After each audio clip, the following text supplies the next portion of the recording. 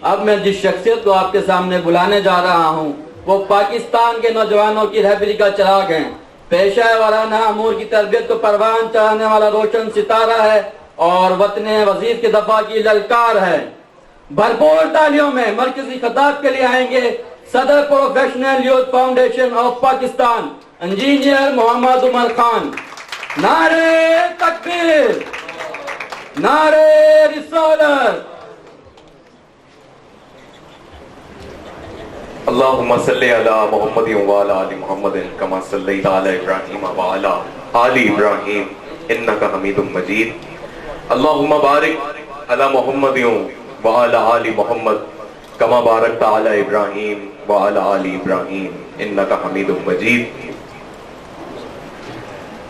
خدانہ صبح ختم الرسل مولا کل جس نے غبار راہ کو بخشا فروغ وادی سینہ، نگاہ عشق و مستی میں وہی اول وہی آخر، وہی قرآن وہی فرقان وہی طٰہٰ وہی یاسین۔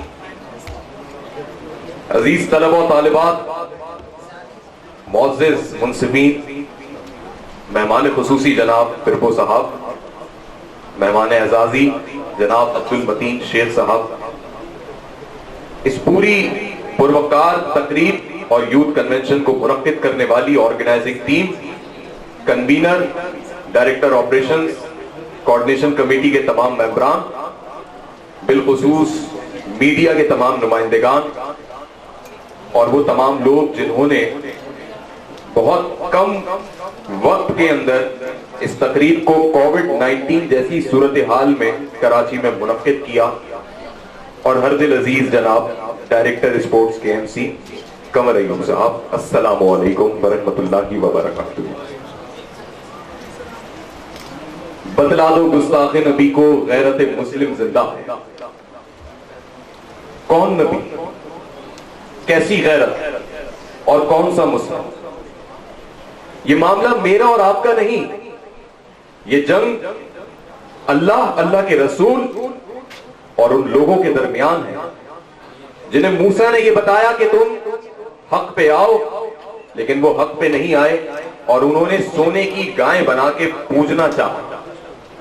یہ تو جنگ وہ ہے جس کا آغاز حضور اکرم صلی اللہ علیہ وسلم کے اس دنیا میں جلوہ گر ہونے سے قبل ہی ہو چکا تھا، اور بت پرستوں نے حضور اکرم صلی اللہ علیہ وسلم کے لیے اس دنیا میں جلوہ گر ہونے سے قبل ہی وہ مشکلات کھڑی کرنے کی کوشش کی تھی کہ فرشتوں کو آنا پڑا، کہ جب حضرت عبداللہ کو قتل کرنے کا منصوبہ بنایا گیا تو فرشتوں کی فوج اتری اور حضرت عبداللہ کا دفاع ہوا، کیونکہ اہل یہود یہ جانتے تھے، ہم بھی یہ جانتے ہیں کہ جب چچا ابو طالب کے ساتھ آپ 8 برس کے تھے اور جب آپ گئے ایک سفر پہ شام کے لیے تو آپ کو راہب نے آگے نہیں جانے دیا تھا۔ چچا ابو طالب کو یہ بتا دیا تھا کہ اگر تم اس بچے کو آگے لے کر جاؤ گے تو اہل یہود یہ جانتے ہیں کہ مکہ میں ایک ایسا بچہ آئے گا جو نبی آخر الزماں ہوگا، اور جب وہ دین اسلام کے حق کی بات کرے گا تو پھر پوری دنیا میں وہ دین اسلام غالب آ جائے گا۔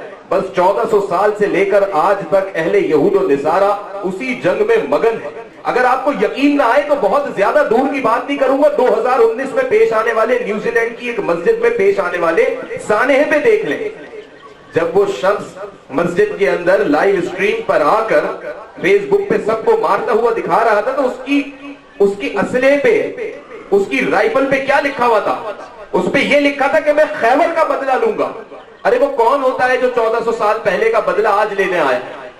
وہ ہمیں ہماری تاریخ کو کہتے ہیں کہ فراموش کر دو، لیکن اسی تاریخ کے حساب سے وہ اپنے پچھلے بدلے چکا رہے ہیں۔ یہ فرانس میں ہونے والا واقعہ کوئی ایک دن کا واقعہ نہیں ہے، اس سے پہلے 3 ماہ قبل نیدرلینڈ کے اندر قرآن مجید کو جلانے کا واقعہ رونما ہوا۔ نیدرلینڈ کے اندر مسلسل 2 مہینے تک احتجاج چلتا رہا، عالمی میڈیا خبریں دباتا رہا۔ یہ ہو کیا رہا ہے؟ عالمی سطح پر اسرائیل کو پذیرائی دلانے کے لیے، تمام ممالک کو اسرائیل کو منوانے کے لیے یہ کون کوششیں کر رہا ہے؟ کس کی ضمانت پر یہ ڈونلڈ ٹرمپ دوبارہ الیکشن میں منتخب ہونے کے خواب دیکھ رہا تھا؟ آج اگر پوری دنیا کے اندر واویلا مچا ہوا ہے تو صرف اس بات کا مچا ہوا ہے کہ مسلمان دوبارہ قرآن کریم اور حضور اکرم صلی اللہ علیہ وسلم کی تعلیمات پر گامزن نہ ہو جائے۔ اور فرانس کے صدر کو سب سے بڑی عزت, سب سے بڑا تعصب کہاں سے ملا؟ جب آیا صوفیہ مسجد اتنے برسوں کے بعد کھل جاتی ہے اور پھر وہاں پر صدائیں لگتی ہیں, وہاں پر اذانیں دی جاتی ہیں, تو پھر اگلی دن فرانس کا صدر یہ کہتا ہے کہ یہ مسجد ہماری ہے, یہ ہمارا چرچ تھا. ارے تمہارا چرچ کیا اللہ کے کلام, اللہ کے دین سے بڑا تھا؟ اور کیا خود تمہارے عیسائیوں نے حضور اکرم صلی اللہ علیہ وآلہ وسلم کے دین پر ہاتھ رکھ کے اسلام قبول نہیں کیا تھا؟ آج تم کس بات کی جنگ لڑ رہے ہو؟ آج تم جنگ لڑ رہے ہو اس دجال کے آنے کی, جس کے لیے تم نے سلیمان ہیکل کو سنبھال کے رکھا ہوا ہے. آج تم جنگ لڑ رہے ہو فلسطین پر اپنا قبضہ جمانے کی, تاکہ تم اپنے اس ایک آنکھ کے کاڑے بادشاہ کی پوجا کر سکو, اور تم اپنے جادوئی طریقوں سے وہی بنی اسرائیل اور وہی فرعونیت کے قانون کو قرآن پہ بالاتر کرنا چاہتے ہو جو ناممکن ہے. میرے نبی کے ساتھ کیا کیا ہوا, میں کل رات سو نہیں سکا. پھر پوچھتا, ایک تو میری طبیعت ناساز تھی, اور ایک کتاب میرے ہاتھ لگی. جب میں نے الرحیق المختوم کے کچھ اسباط پڑھے تو میری نیند اڑ گئی. کیا کوئی ایسا ہے یہاں پہ جو کسی بھی وجہ سے اپنے گھریلو معاملے خراب کرے؟ اپنی بیٹیاں اسے طلاق ہو جائے, ایک نہیں دو دو بیٹیوں کو, اور وہ برداشت کرے. میرے نبی پاک صلی اللہ علیہ وآلہ وسلم نے اتنی بڑی قربانی دی. ابو لہب جو سگا چچا تھا, پڑوسی تھا, عتبہ اور عتیبہ ابو لہب کے بیٹے ہیں. آپ صلی اللہ علیہ وآلہ وسلم کی بیٹیاں ام کلثوم اور رقیہ عتبہ اور عتیبہ کی بیویاں بنی, ان کے نکاح میں گئی.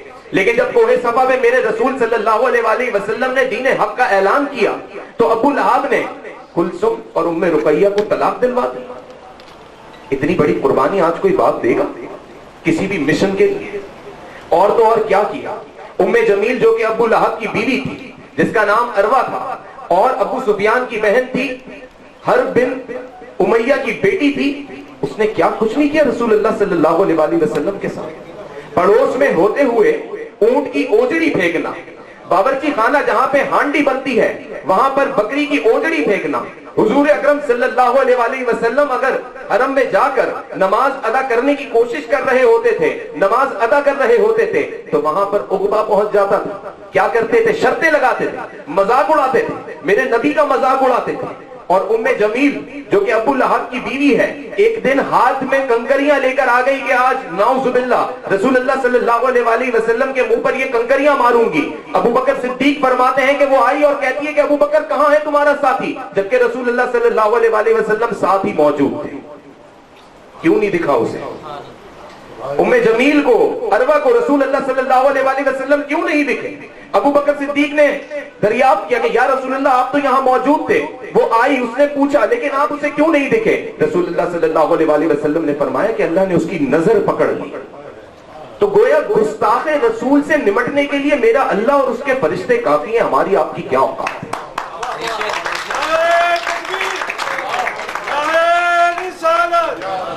عقبہ بن ابی المعیط شرط لگاتا ہے کہ رسول اللہ صلی اللہ علیہ وآلہ وسلم سجدے میں جائیں گے نا جب کعبے کے پاس, تو ان کی چادر سے نا گلا گھوٹنا.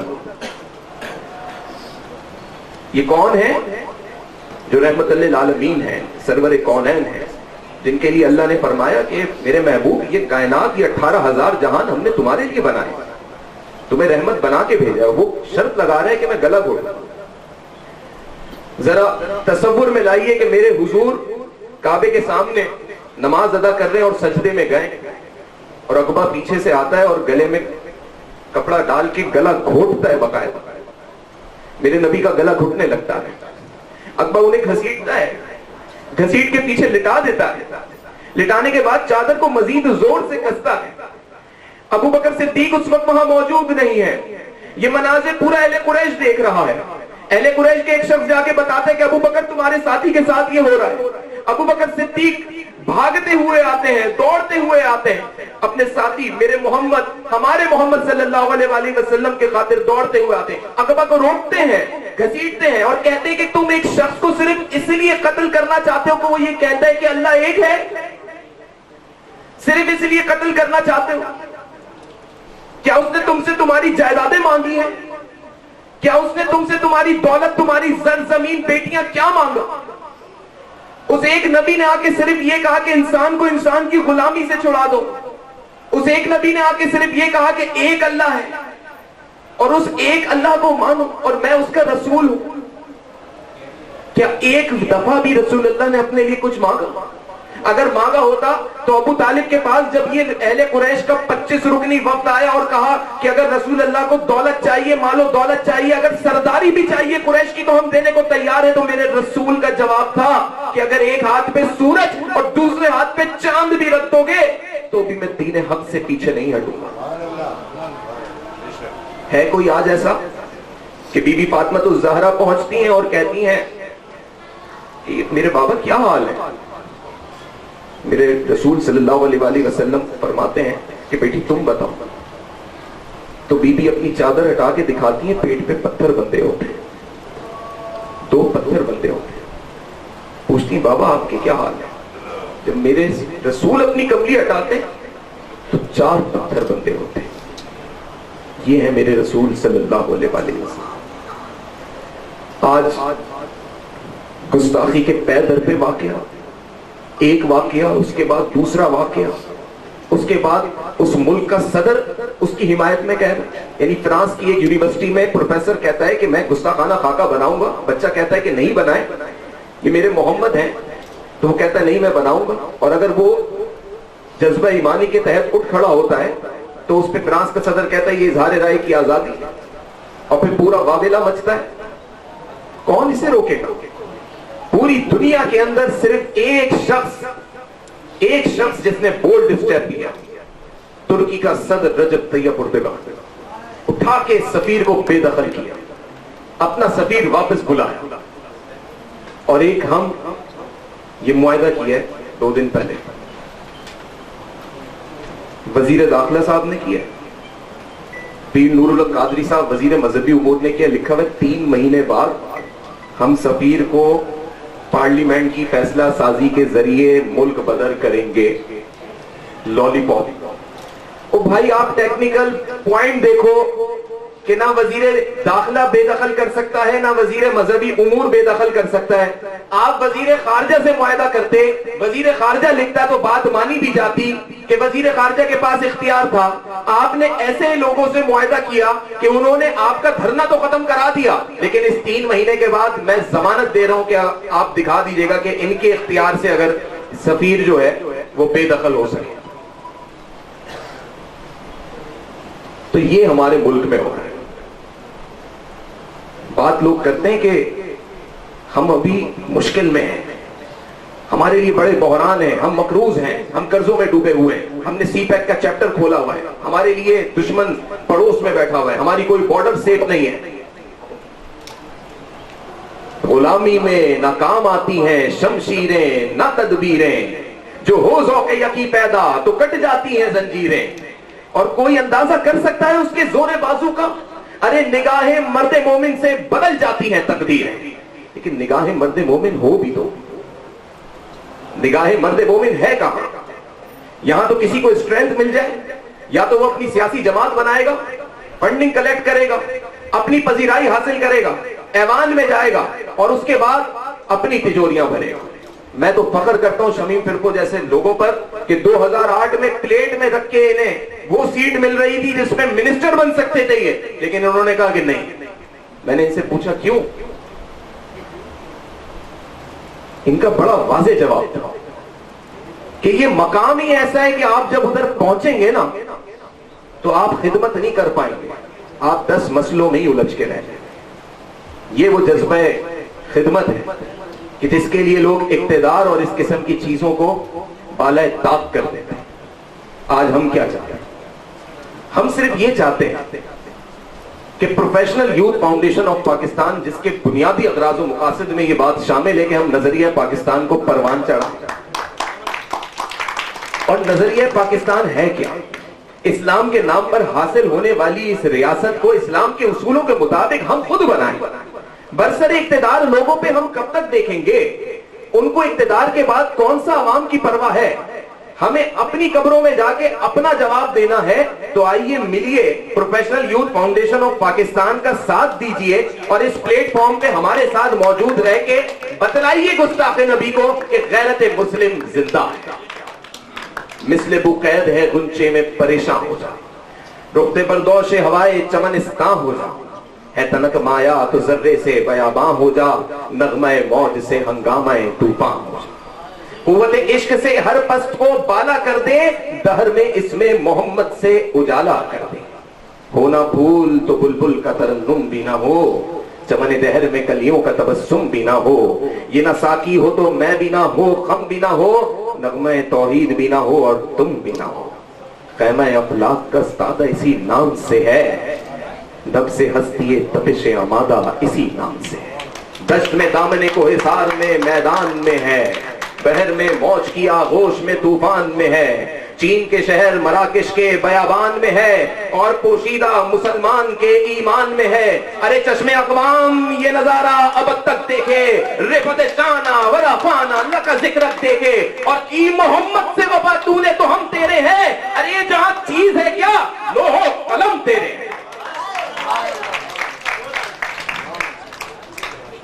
میں شکر گزار ہوں تمام شرکا کا, مقررین کا, منتظمین کا, اور میں امید کرتا ہوں کہ جب یہ قافلہ عزم و یقین سے نکلے گا, جدھر سے چاہیں گے رستہ وہیں سے نکلے گا. جب یہ قافلہ عزم و یقین سے نکلے گا, جہاں سے چاہیں گے رستہ وہیں سے نکلے گا. اے وطن کی مٹی مجھے ایڑیاں رگڑنے دے, مجھے یقین ہے کہ چشمہ یہیں سے نکلے گا. میری دعا ہے کہ اس کنونشن میں جس نے شرکت کی, اپنی جانب سے تعاون کیا, اور اسے سجانے میں دن رات کی بہت مختصر وقت میں جو محنت کی, اللہ رب العزت ان کی تمام مشکلات کو حل کرے, اور اس کنونشن کی بدولت ہم سب کی آخرت کی مشکلات کو آسان کرے. اور یہ جو ہم نے ایک ایفرٹ کی ہے, ایک ہدیہ اس کو تعمیر کیا ہے, اس ہدیے کو بارگاہ رسالت مآب صلی اللہ علیہ وسلم میں اللہ رب العزت قبول کروائے, اور یہی ہماری بخشش کا سامان بنے. السلام علیکم ورحمۃ اللہ.